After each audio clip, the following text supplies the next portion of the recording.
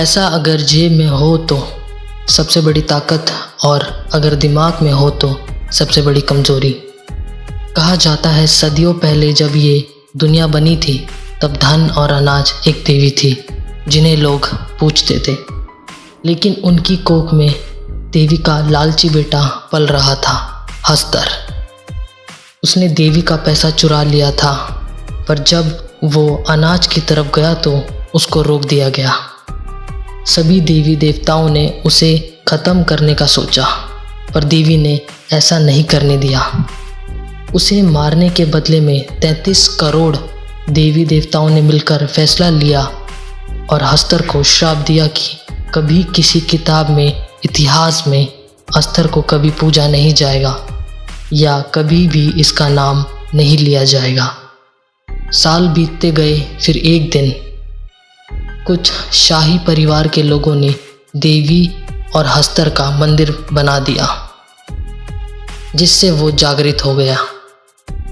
देवताओं की बात ना सुन के लोगों ने गलती कर दी और देवताओं ने श्राप दिया कि जिस जगह हस्तर का मंदिर बना है उस जगह हर दिन हर रात 24 घंटे बारिश होगी, जो आज तक उस जगह के लोग यह श्राप भुगत रहे हैं।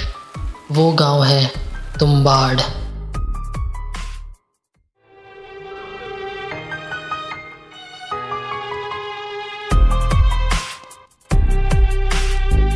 ये कहानी 1918 की है, जिस पे मूवी भी बन चुकी है। विनायक राव अपनी विधवा माँ और छोटे भाई सदाशिव को लेके तुम्बाड़ गांव में रहता था। छोटे से घर में उसकी दादी भी रहती थी, जिसका शरीर लकड़ी का बन गया था, जिसे सिर्फ भूख लगती थी और मरने की भीख मांगती थी। उसे मौत नहीं आती थी।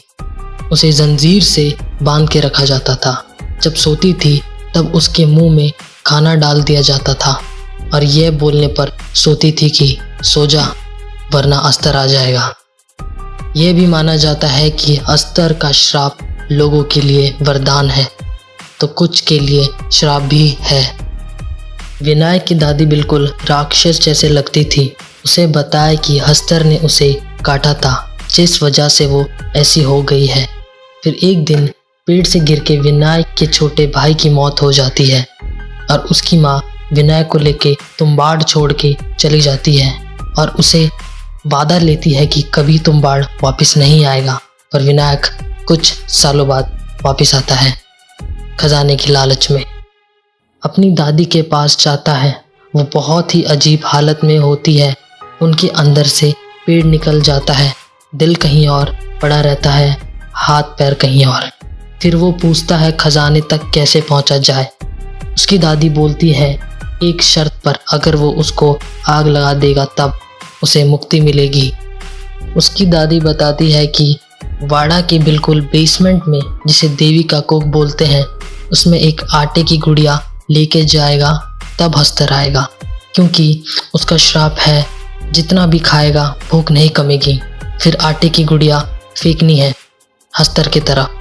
जितने देर में वो आटे की गुड़िया खा पाएगा उसके कमर में एक पोटली होगी, उससे अनगिनत सोने के सिक्के गिरेंगे। उतने में सिक्के को उठाकर वहाँ से निकलना होगा। अगर हस्तर ने उसे नोच लिया या फिर काट लिया तो वो उसकी दादी की तरह हो जाएगा। इसके बाद वो अपनी दादी को जलाकर मुक्ति दे देता है। फिर उसे कई सालों बाद वो जगह मिलती है, जिसके बाद वो धीरे धीरे अमीर होने लगता है। फिर सालों बाद उसका बेटा पैदा होता है, लेकिन वो विनायक से भी ज़्यादा लालची होता है। विनायक उसे वाड़ा में जाने के लिए तैयार करता है, क्योंकि विनायक की उम्र बढ़ती जा रही थी तो वो कमज़ोर होने लगा था। उसका बेटा एक पैर से अपाहिज था तो विनायक को लगता था वो किसी काम का नहीं है। वो अभ्यास के लिए एक बार जाते हैं, पर उसमें मुश्किल से दोनों की जान बच जाती है। फिर विनायक का बेटा बोलता है कि अगर हम बहुत सारी गुड़िया लेके जाएं तो हमें बहुत टाइम मिलेगा और हस्तर की पोटली ही ले आएंगे, जिससे कभी सोना कम नहीं होगा। लेकिन वो यह भूल जाता है कि कितना भी दिमाग लगा लो, हस्तर है तो एक गॉड ही। जैसे ही वो देवी की कोख में उतरते हैं, वैसे ही गुड़िया निकालते ही हस्तर के उतने ही रूप होने लगते हैं। यह देख के दोनों डर जाते हैं। अपने बेटे को बचाने के लिए विनायक सारी गुड़िया अपने शरीर के ऊपर लगा लेता है और हस्तर के सामने चला जाता है। फिर हस्तर के सारे रूप खाने के लिए झपट्टा मारते हैं। आखिर में विनायक की हालत भी उसकी दादी की तरह हो जाती है और उसका बेटा बोलता है, सो जा बाबा वरना हस्तर आ जाएगा, बोल के उसे आग लगाकर मुक्ति दे देता है। इससे यह पता चलता है कि विनाश काले विपरीत बुद्धि, यानी as long as greed is stronger than compassion, there will always be suffering.